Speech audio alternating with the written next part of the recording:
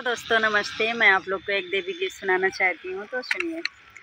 हाथ में त्रिशूल गरवा, हाथ में त्रिशूल गरवा, सोनवा के हार, रूपवा मनवा मोहत बा, रूपवा मनवा मोहत बा। बाड़ी शेर पे सवार, रूपवा मनवा मोहत बा, बाड़ी शेर पे सवार, रूपवा मनवा मोहत बा।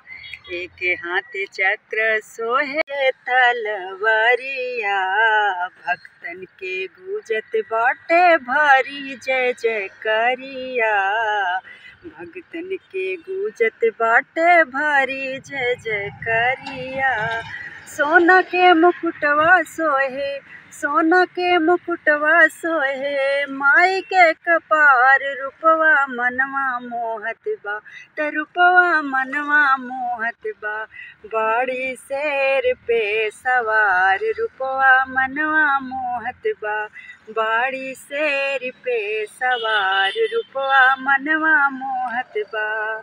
अरे गदा सोहे फूल सोहे तिरिया धनुषिया, गदा सोहे फूल सोहे तिरिया धनुषिया।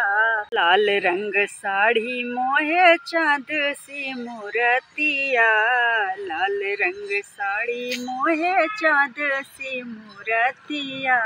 गदा सोहे फूल सोहे, अरे गदा सोहे फूल सोहे तिरिया धनुषिया, लाल रंग साड़ी मोहे चाँद सी मूर्तिया, लाल रंग साड़ी मोहे चाँद सी मूर्तिया। एक हाथ ओम धारे, एक हाथ ओम धारे, सृष्टि के सिंगार, रूपवा मनवा मोहत बा, रूपवा मनवा मोहत बा।